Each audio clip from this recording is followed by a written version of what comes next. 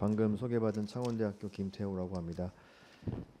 제가 뭐 잠깐 발제하시는 동안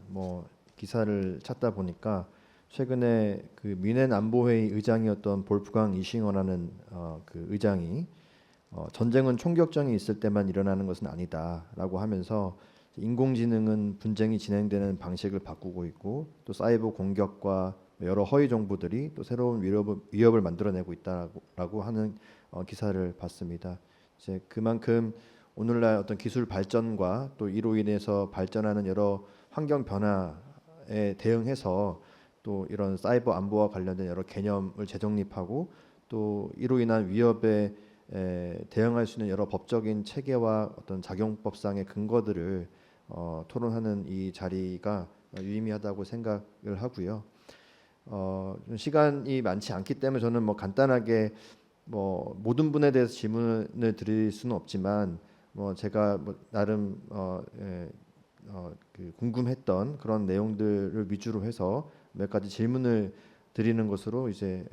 그 토론을 마치고자 합니다. 일단 정연아 교수님께서 이제 행정조사에 대한 말씀을 주셨고 또 이승민 교수님께서 또 이런 어떤 행정조사에 대한 이 분야에서의 행정조사에 대한 어떤 법적 근거를 두는 의미에 대해서 배경에 대해서 잘 설명을 해서 충분히 이제 제가 가지고 있었던 어떤 의문들에 대해서는 해소가 많이 되었지만 그럼에도 불구하고 지금 현재 이제 국가정보원법에 따르면 실무적으로는 이제 제5조에 따른 권한 행사가 사실 행정조사의 직접적인 법적 근거로 보이고 다만 이제 이러한 그 5조에 따른 권한 행사가 사실 조직법적인 근거에 기반하고 어떤 협조 요청이라는 어떤 표제에 따른 한계가 좀 있기 때문에 이에 대한 어떤 직접적인 법적 근거를 두고자 하는 어떤 그런 방향성에 대해서는 충분히 이제 공감을 합니다. 다만 이제 그 어떤 새로운 어떤 법적인 어떤 행정조사의 근거를 이제 둘 때 이제 우리가 또 고려해야 될 것은 법적 근거를 둠에 따른 어떤 영향력이라든지 이로 인한 파급효가 어떻게 될 것인지에 대해서도 동시에 이제 우리가 생각해 보지 않을 수가 없겠는데요. 일단 이런 행정조사에 대한 발동 요건을 보면 제안해 주신 어떤 법 조문을 볼 때 좀 요건이 좀 추상적이지 않은가라는 생각이 좀 들었습니다. 그래서 예컨대 국가 안보를 위협하는 사이버 공격이나 국가 또는 공공의 기능에 심각한 위협을 초래하는 사이버 공격에 대해 대응하기 위한 급박한 필요성이 인정되는 경우에는 이 행정조사를 할 수 있는 어떤 그런 발동 요건으로서 이제 규정을 하고 있는데 이런 어떤 그 결과적으로 봤었을 때 이 행정조사를 통해서 이러한 어떤 위협이 실제로 있었고 그렇기 때문에 행정조사로 여러 가지 대응 조치를 하기 위한 여러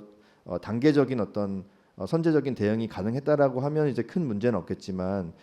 이런 결과가 이제 강제조사 요건에 해당되는 상황과 일치하지 않을 경우에 이게 또 문제가 될 수 있을 소지가 있지 않을까라는 생각을 좀 해봤고요. 그리고 이제 강제조사라는 거는 결국 이제 권력적 사실행위인 것이고 또 물론 이제 권력적 사실행위에 대한 권리구제의 수단들은 있긴 하겠지만 이게 사후적으로 발현되는 거기 때문에 어느 정도 이제 요건을 좀 예시적으로 어떤 예측 가능하게 최대한 이제 좀 한 다음에 이 어떤 직시강제를 할 수 있는 그런 어떤 근거를 두는 것이 좀 바람직한 방향성이 되지 않을까라는 생각을 해봤습니다. 그리고 이제 그 리안고 교수님께서 이제 호주에 대한 그 여러 그 현황들을 소개해 주셨고 또 호주에서 또 강점을 갖고 있는 그런 그 내용들도 잘 소개를 해주셨는데 제가 이제 궁금한 요소는 호주가 이제 민간 협력을 상당히 잘 이끌어내는 것으로 이제 비춰져서 민간 협력을 이끌어낼 때 어떤 유인이 있었을지 민간 어떤 사업자들이나 기업들이 이러한 사이버 안보와 관련된 과정에 참여하고 적극적으로 협조할 수 있었던 어떤 배경이라든지 그 호주만의 어떤 맥락이 있었는지에 대해서 질문을 드리고 싶고 마지막으로 이 호주의 어떤 시스템을 보면 사후적인 사고가 있었을 때 이에 대한 조치라든지 또는 재발 방지를 위한 조사 검토 시스템은 잘 구축되어 있는 것으로 보이는데 사실 오늘날 이제 사이버 안보 환경의 어떤 이 상황을 보면 이게 사고가 있을 때가 아닌 그 이전부터 뭔가 좀 조치가 필요하고 예방적인 대응 조치들이 필요하다라는 점에서 보면 이런 사고 이전의 어떤 이 시스템이라든지 어떤 민간과의 어떤 협력 관계가 또 어떻게 구축되어 있는지를 좀 소개를 해주시면 우리나라의 어떤 제도 설계에 있어서 상당한 시사점을 이제 가질 수 있지 않을까라는 생각을 하면서 토론을 마치도록 하겠습니다.